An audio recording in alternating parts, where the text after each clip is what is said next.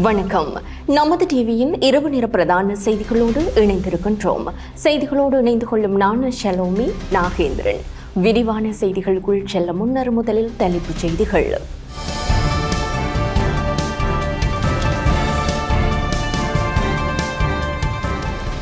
அமெரிக்க வரி விதிப்பு, ரணில் எச்சரிக்கை. கண்டியில் 55 பாடசாலைகளுக்கு விசேட விடுமுறை. சிறுவர் துஷ்பிரயோக விவகாரம், கட்சியிலிருந்து உறுப்பினர்களை நீக்கிய தமிழரசு கட்சி. உள்ளூராட்சி தேர்தல் தொடர்பான முறைப்பாடுகள் அதிகரிப்பு. முல்லைத்தீவில் அமைக்கப்படவுள்ள தேசிய கிரிக்கெட் மைதானம். நுவரெலியாவில் குவியும் சுற்றுலா பயணிகள். வலுக்கும் வர்த்தக போர், சீனாவின் பொருட்களுக்கு இறக்குமதி வரியை அதிகரித்த அமெரிக்கா. தொடர்பான உள்நாட்டு செய்திகள்.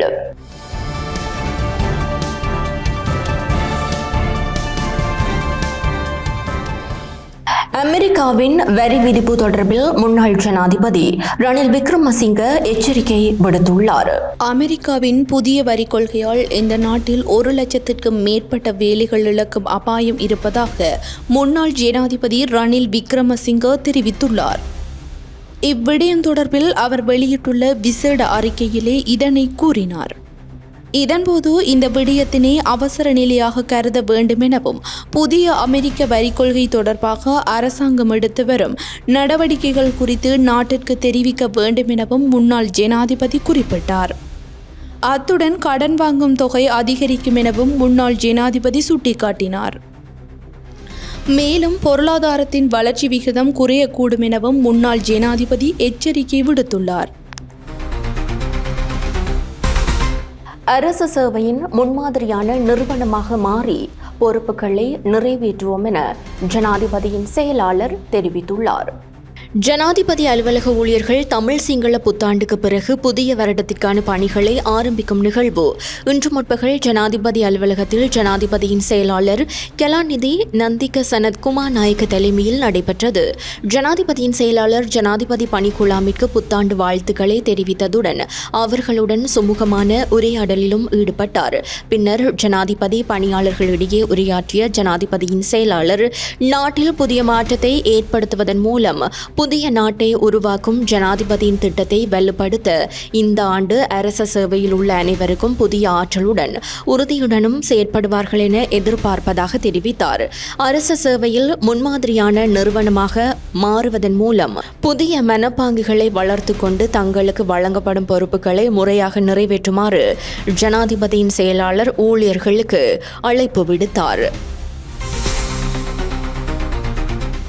ஊழியர் சேமலாப நிதியம் ஓய்வுகால நிதியத்துறையில் தொடர்ந்தும் ஆதிக்கம் செலுத்தி வருவதாக இலங்கை மத்திய வங்கி அறிவித்துள்ளது. ஊழியர் சேமலாப நிதியம் ஓய்வுகால நிதியத்துறையில் தொடர்ந்தும் ஆதிக்கம் செலுத்தி 2024 ஆண்டின் இறுதியில் அத்துறையின் மொத்த சொத்துக்களில் 81.0% கொண்டுள்ளது. இலங்கை மத்திய வங்கியினால் வெளியிடப்பட்ட 2024 ஆண்டு பொருளாதார ஆய்வறிக்கையிலேயே மேற்படி விடயம் சுட்டிக்காட்டப்பட்டுள்ளது. ஊழியர் சேமலாப நிதியத்தின் தேறிய பெறுமதி 2023 இறுதியில் பதிவு செய்யப்பட்ட 3886.7 பில்லியனிலிருந்து 2024 இறுதியில் 4375.7 பில்லியன் ரூபாவிற்கு ஆண்டிற்காண்டு அடிப்படையில் 12.6% குறிப்பிடத்தக்க அளவிற்கு அதிகரித்தது.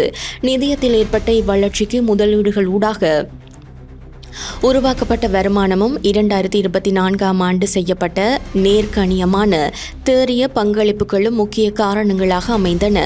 இச்சமகாலத்தில் உறுப்பினர்களுக்கான மொத்த பொறுப்புகள் இக்கால பகுதியில் 12.4% அதிகரித்தன. 2024 ஆண்டிற்காக பெறப்பட்ட மொத்த பங்களிப்புகள் 11.3% 224.4 பில்லியன் ரூபாவிற்கும் அதிகரித்த வேளையில் உறுப்பினர்களுக்கும் அவர்களது சட்டப்பூர்வ வாரிசுகளுக்கும் பகிர்ந்தளிக்கப்பட்ட மீளளிப்பின் மொத்த தொகை 188.1 பில்லியன் ரூபாவிற்கு 12.9% குறைவடைந்தது. நிதியத்தின் தேறிய பங்களிப்பானது 2023 அறிக்கையிடப்பட்ட ரூபாய் 5.3 பில்லியன் கொண்ட ஓர் எதிர்மறையான பங்களிப்புடன் ஒப்பிடுகையில் 2024 46.3 பில்லியன் ரூபாய் கொண்ட ஒரு நேர்கணிய பங்களிப்பை பதிவு செய்தது. தலதா மாளிகை விசேட கண்காட்சியை முன்னிட்டு கண்டியில் சில பாடசாலைகள் மூடப்பட உள்ளன. தலதா மாளிகையில் விசேட கண்காட்சியை முன்னிட்டு கண்டி பகுதியில் உள்ள பல பாடசாலைகள் மூடப்பட உள்ளன. கண்டி பகுதியில் உள்ள 37 பாடசாலைகள் மூடப்பட உள்ளதாக மத்திய மாகாண கல்வி செயலாளர் தெரிவித்தார். அத்துடன் பாடசாலைகள் ஏப்ரல் 21 முதல் 25 வரை மூடப்படும் என கல்வி செயலாளர் மேலும் கூறினார். கண்டியில் உள்ள தலதா மாளிகையில் புனித பல் சின்னத்தின் சிறப்பு கண்காட்சி 16 ஆண்டுகளுக்கு பிறகு நடைபெறுகிறது. இந்த நிகழ்வு ஏப்ரல் 18 தொடக்கம் 27 வரை 10 நாட்களுக்கு நடைபெறும். உள்ளூராட்சி தேர்தல் தொடர்பில் 168 முறைப்பாடுகள் பதிவாகியுள்ளன. உள்ளூராட்சி தேர்தல் தொடர்பாக 168 முறைப்பாடுகள் கிடைத்துள்ளதாக போலீசார் தெரிவித்துள்ளனர். அவற்றில் 36 குற்றவியல் முறைப்பாடுகளும் தேர்தல் சட்டமீறல்கள் தொடர்பாக 132 முறைப்பாடுகளும் உள்ளடங்குவதாக போலீஸ் ஊடக பிரிவு தெரிவித்துள்ளது. இது தொடர்பில் இதுவரையில் 79 பேர் கைது செய்யப்பட்டுள்ளனர். கைது செய்யப்பட்டவர்களில் இந்த ஆண்டு உள்ளூராட்சி தேர்தலில் போட்டியிடும் 18 வேட்பாளர்களும் அடங்குவதாக போலீசார் தெரிவித்தனர். முல்லைத்தீவில் தேசிய கிரிக்கெட் மைதானம் அமைக்கப்பட உள்ளதாக மாவட்ட துடுப்பாட்ட சங்க தலைவர் உதயசீலன் தெரிவித்துள்ளார். முல்லைத்தீவு பொதுக்குடியிருப்பு ஆனந்தபுரம் பகுதியில் தேசிய கிரிக்கெட் மைதானம் ஒன்று அமைக்கப்பட உள்ளதாக மாவட்ட துடுப்பாட்ட சங்க தலைவர் உதயசீலன் கட்கண்டு தெரிவித்தார். முல்லைத்தீவு ஊடக அமையத்தில் இன்று இடம்பெற்ற ஊடகவியலாளர் சந்திப்பிலேயே அவர் இதனை கூறினார். இந்த மாவட்டத்தில் சகல தரப்புகளின் ஒத்துழைப்போடும் தேசிய தரம் வாய்ந்த கிரிக்கெட் மைதானம் இலங்கை துடுப்பாட்ட சங்கத்தினால் அமைக்கப்படுகிறது என அவர் கூறினார். மத்திய விளையாட்டுத்துறை அமைச்சர் மற்றும் இந்திய உயர்ஸ்தானிகருடனான சந்திப்பில் இந்த விடயம் தொடர்பில் பேச்சுவார்த்தைகள் நடத்தியதாக துடுப்பாட்ட சங்க தலைவர் கூறினார். இராணுவ பாவனையிலிருந்து விடுவிக்கப்பட்ட இடத்தில் மைதானம் அமைப்பதற்கான உத்தேசிக்கப்பட்டுள்ள பகுதி காணப்படுவதால் புனரமைப்பதற்கான ஆரம்பகட்ட வேலைகள் முன்னெடுக்கப்பட்டுள்ளன. இந்நிலையில் அதன் அடுத்த கட்டமாக அவர்கள் குறித்த மைதான வளாகத்தை பார்வையிடுவதற்காக எதிர்வரும் மாதத்தில் வருகை தர உள்ளதாகவும் துடுப்பாட்ட சங்க தலைவர் தெரிவித்தார். கிளிநொச்சியில் சிறுவர்களை முறைகேடாக பயன்படுத்திய நபரை கட்சியிலிருந்து நீக்குவதாக தமிழரசு கட்சி அறிவித்துள்ளது. இலங்கை தமிழரசு கட்சியின் உறுப்புரிமையிலிருந்து அலண்டீலன் இடைநீக்கம் செய்யப்பட்டுள்ளார். அக்கட்சியின் பொதுச் செயலாளர் ஆயு சுமந்திரன் இதனை தெரிவித்துள்ளார். கிளிநொச்சியில் 16 சிறுவர்களை முறைகேடாக நடத்திய குற்றச்சாட்டில் அவர் அண்மையில் கைது செய்யப்பட்டார். இந்த நிலையில் இலங்கை தமிழரசு கட்சியின் கிளிநொச்சி மாவட்ட கிளையின் அங்கத்தவரான அலண்டீலனை கட்சியின் உறுப்புரிமையிலிருந்து இடைநீக்கம் செய்ததாக தெரிவிக்கப்பட்டுள்ளது. கம்பகா துப்பாக்கிச்சூடு தொடர்பில் போலீசார் மேலதிக தகவல்களை வெளிப்படுத்தியுள்ளனர். கம்பகா பொது பஸ் நிலையத்திற்கு அருகில் மோட்டார் சைக்கிளில் வந்த இருவர் பயணித்துக் கொண்டிருந்த லொரி மீது துப்பாக்கிச்சூடு நடத்தியுள்ளனர். குறித்த தருணத்தில் லொரியில் 2 பேர் பயணம் செய்து கொண்டிருந்தனர். சம்பவத்தில் எவருக்கும் காயம் ஏற்படவில்லை.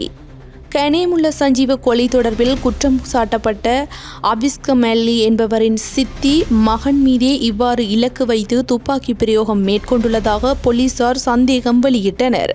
கனேமுள்ள சஞ்சீவின் கொலைக்கு பழிவாங்கும் நோக்கில் இந்த துப்பாக்கிச்சூடு நடத்தப்பட்டிருக்கலாம் என சந்தேகிக்கப்படுவதாகவும் இலக்கு வைக்கப்பட்ட நபர் மீது எந்த குற்றவியல் குற்றமும் இதுவரையில் பதிவாகவில்லை என்றும் போலீசார் குறிப்பிட்டனர். நுவரெலியாவிற்கு வருகை தரும் சுற்றுலா பயணிகளின் எண்ணிக்கை அதிகரித்துள்ளது. நுவரெலியாவின் இதமான காலநிலை, இயற்கை வளம் மிகுந்த பகுதிகள் மற்றும் சுற்றுலா தலங்களை கண்டு ரசிப்பதற்கு ஏராளமான சுற்றுலா பயணிகள் வந்து செல்கின்றனர். கிரகரிவாவிக்கு தினமும் ஆயிரக்கணக்கான உள்ளூர் வெளிநாட்டு உல்லாச பயணிகள் வந்து செல்வதாக எமது செய்தியாளர் குறிப்பிட்டார். சுற்றுலா பயணிகளை மகிழ்விக்கும் வகையில் நுவரெலியா மாநகர சபையால் பொழுதுபோக்கு அம்சங்கள் அடங்கிய நிகழ்ச்சிகள் முன்னெடுக்கப்பட்டுள்ளன.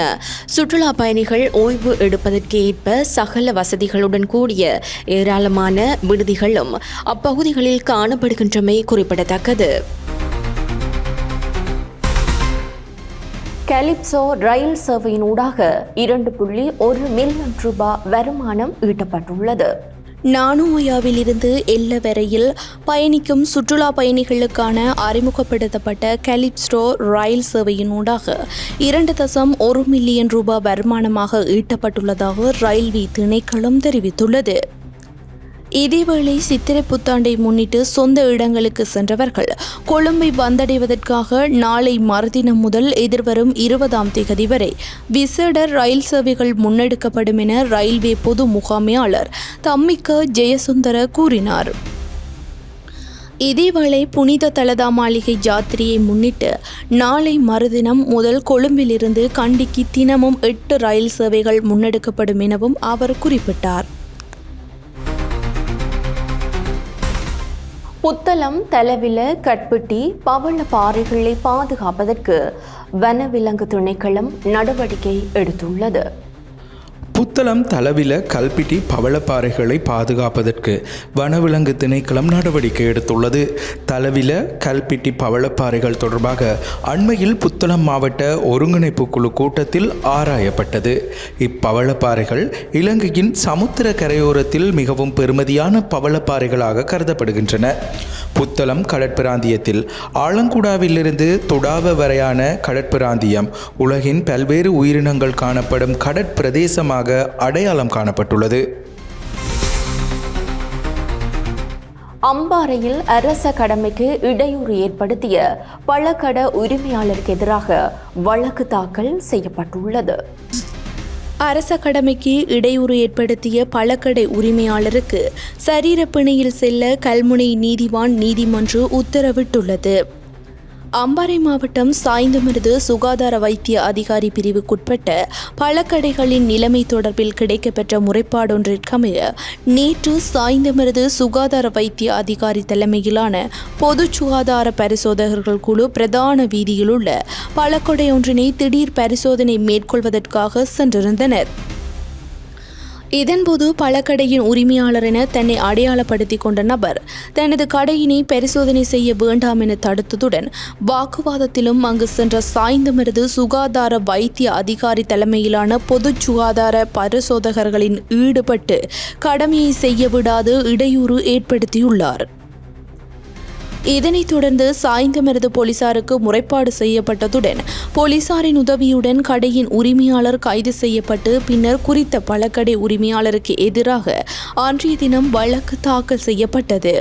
இதன்போது குறித்த பழக்கடை உரிமையாளரை 1 லட்சம் ரூபாய் சரீர பிணையில் கல்முனை நீதிவான் நீதிமன்றம் விடுவித்துள்ளதுடன் எதிர்வரும் மே 19ஆம் தேதி வரை வழக்கு மறுதவணை இடப்பட்டுள்ளமை குறிப்பிடத்தக்கது.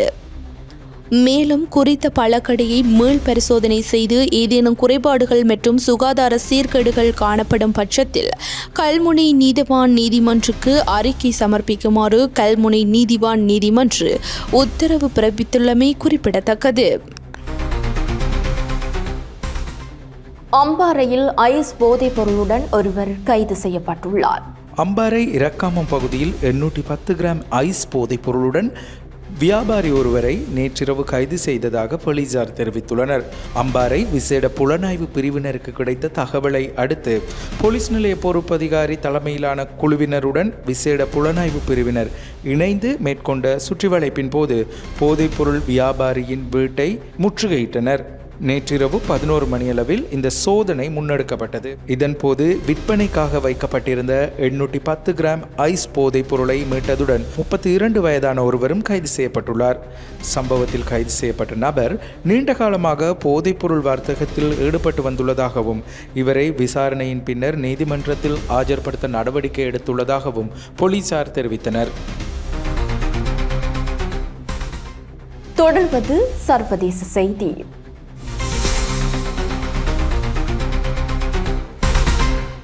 சீன இறக்குமதி பொருட்களுக்கு எதிரான வரியை 245% அமெரிக்கா அதிகரித்துள்ளது.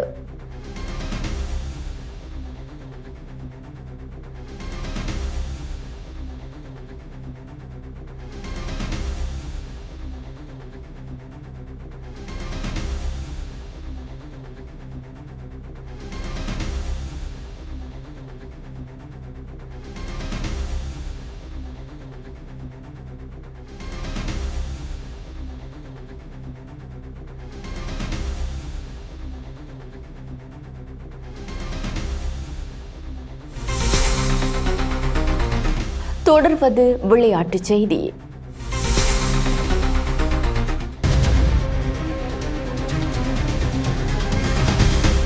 இந்தியன் பிரீமியர் லீக் கிரிக்கெட் தொடரின் 32வது போட்டி இன்று நடைபெறுகின்றது. குறித்த போட்டியில் டெல்லி கேபிட்டல்ஸ் மற்றும் ராஜஸ்தான் ராயல்ஸ் அணிகள் மோதுகின்றன. இந்த போட்டி இன்றிரவு 7:30 அளவில் ஆரம்பமானது. சஞ்சு சாம்சன் தலைமையிலான ராஜஸ்தான் அணி 6 போட்டிகளில் விளையாடி 2 வெற்றி 4 தோல்விகளுடன் 4 புள்ளிகள் பெற்று புள்ளிப்பட்டியலில் 8வது இடத்தில் காணப்படுகின்றது. மறுபுறம் அக்ஷர் பட்டேல் தலைமையிலான டெல்லி அணி தொடர்ச்சியாக 4 ஆட்டங்களில் வெற்றி பெற்று புள்ளிப்பட்டியலில் 2வது இடத்தில் உள்ளமை குறிப்பிடத்தக்கது. இத்துடன் நமது டிவியின் அனைத்து பிரதான செய்திகளும் நிறைவு பெறுகின்றன. எமது அடுத்த பிரதான செய்திகளை நாளை எதிர்பாருங்கள். மேலதிக செய்திகளை அறிந்து கொள்ள நமது LK.com எனும் எமது இணையதளத்திற்குள் பிரவேசியுங்கள். அத்துடன் நமது டிவி எனும் யூடியூப் தளத்தினையும் சப்ஸ்கிரைப் செய்யுங்கள். வணக்கம்.